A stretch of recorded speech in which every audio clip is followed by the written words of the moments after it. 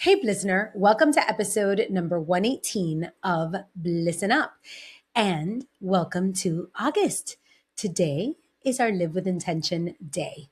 This is a day where we get to notice what worked last month, notice what we nurtured, what we want to carry forward, what we want to leave behind, what maybe didn't work, and we get to name our intention for the upcoming month. This is the episode where we carve out space to reflect and decide, who are we going to become? What are we working toward? Where have we drifted off path? And how do we realign with our word of the year and our North Star, the direction that our higher selves want to go? And as I thought about this framework for this month, I also had a thought, which I think is important. What if you're not ready to move on to the next month?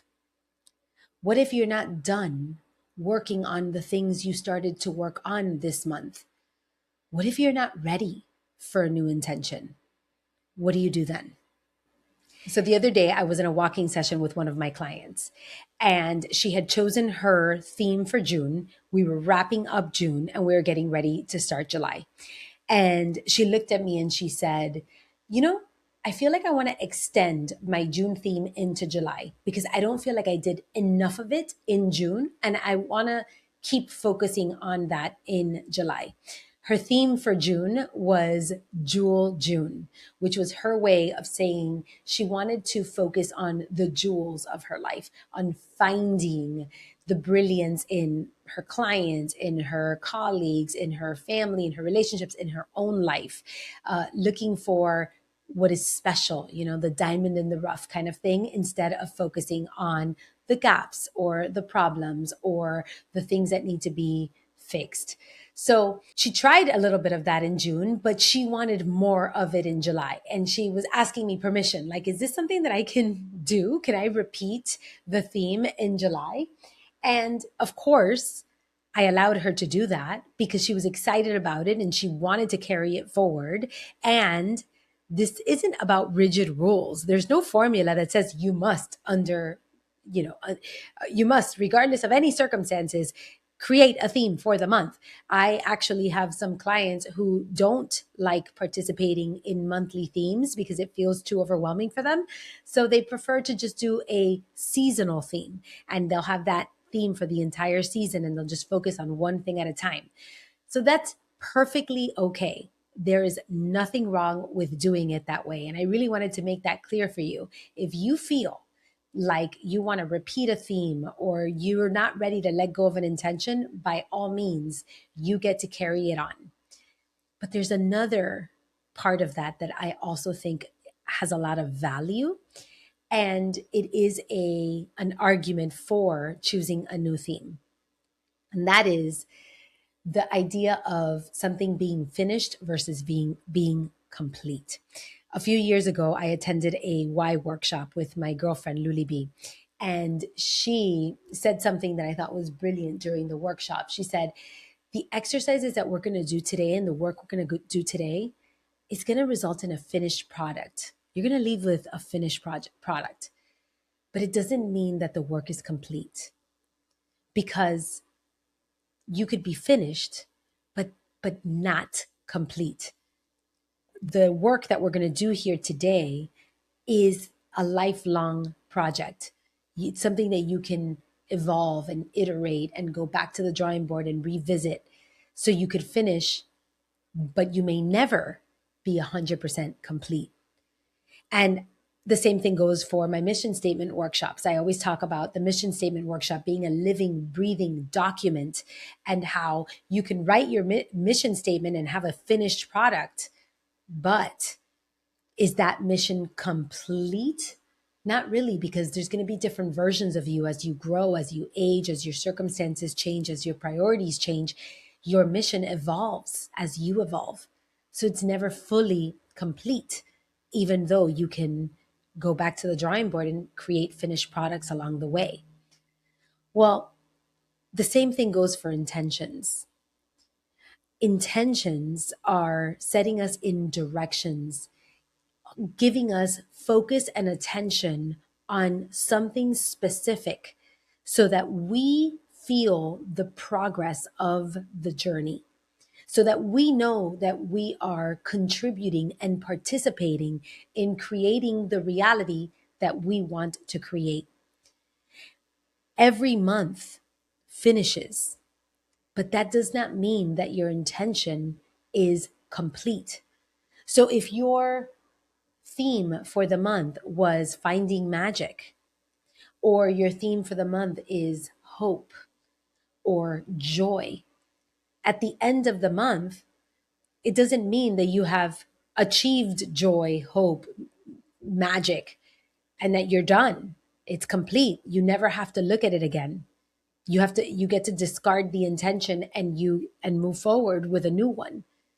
That's not really the exercise. The exercise is you might be finished with this month and ready to start a new focus, but you're never complete, which is why I believe in intention stacking. Stacking intentions one upon the other so that they become a arsenal of tools that you carry with you and that you can grab from your toolbox when you need it.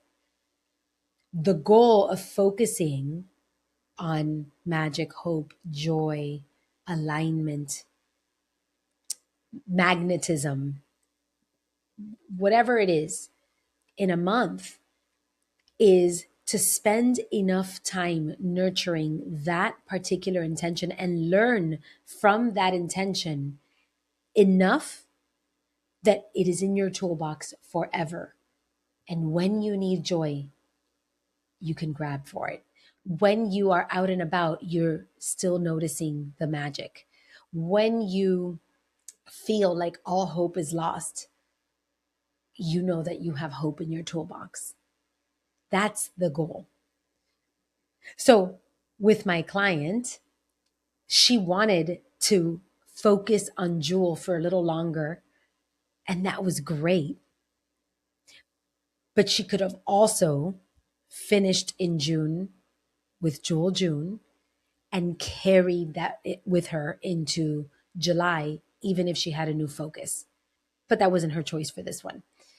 Now, I had a very similar experience between July and August. The theme that I chose for July was Design July. And there was a lot of things I wanted to design, some tangible, and then I wanted to learn about some intangible design work. The tangible things that I wanted to design were my man cave, my journal, my Live with Intention journal, which will be coming out soon. Stay tuned for that. I'm really excited about it.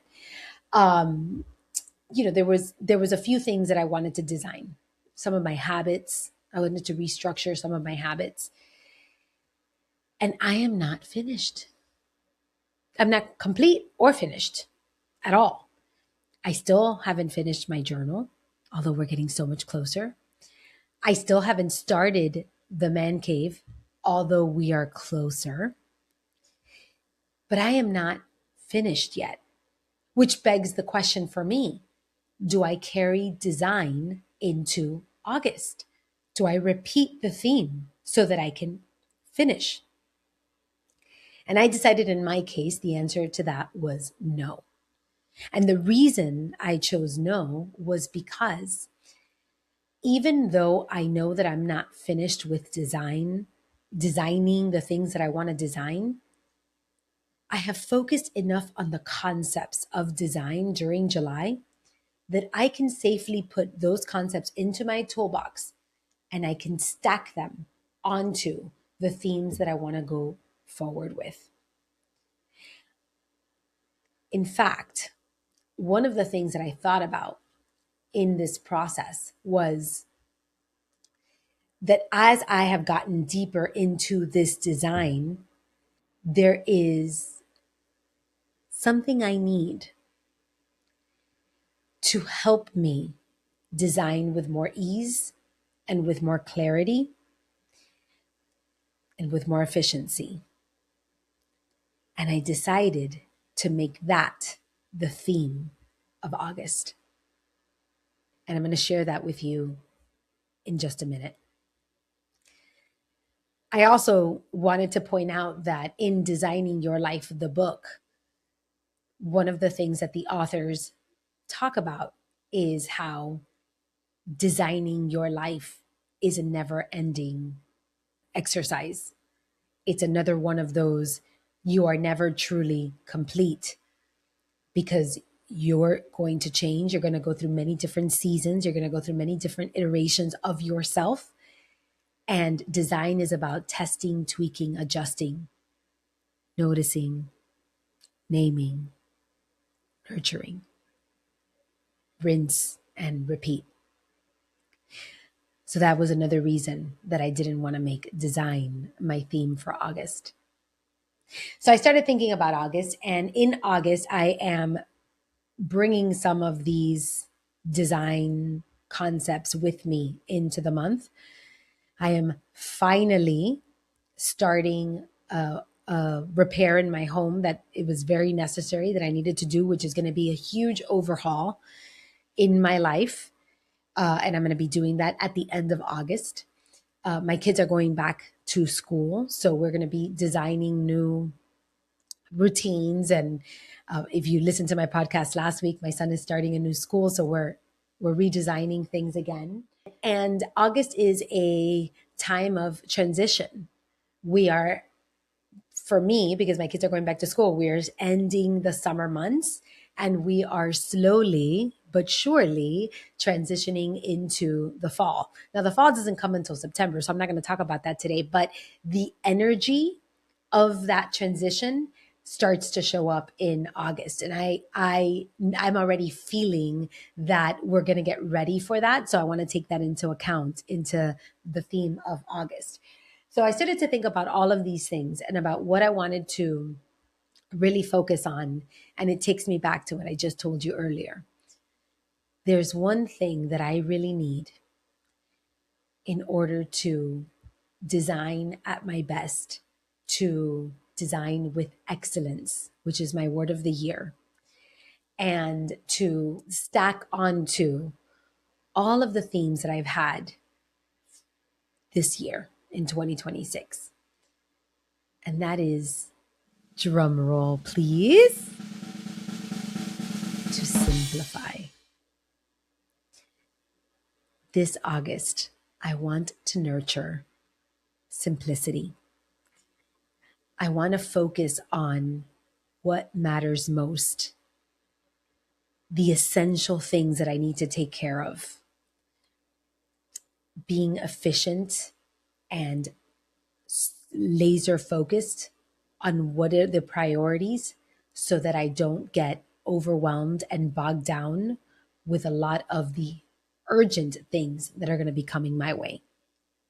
Because I know I'm going to have to move out of my house for a couple of weeks when I do this repair. So I know that there's going to be chaos there. I'm going to have to go through my home and do one of these new tidy ups, making sure that we're getting rid of what's not necessary anymore, and or getting a little more organized before we come back into the house. I want to make sure that I focus on what is important in the business while having a little bit of chaos in my personal life. So all of these things are making me realize that I have to be very intentional about keeping it simple. Keeping it simple. July has been a month for me where I have felt overwhelmed by all that I have to do. There's a lot of moving parts in my life and my business. There's travel, there's logistics, there's trying to keep things in order. And I am really doing my best this year, the year that I try to pursue excellence, to shy away from that fire drill energy and bring a little more calm, a little more peace, a little more patience into my life, bring a little more strategy. and not be rushing all of the time.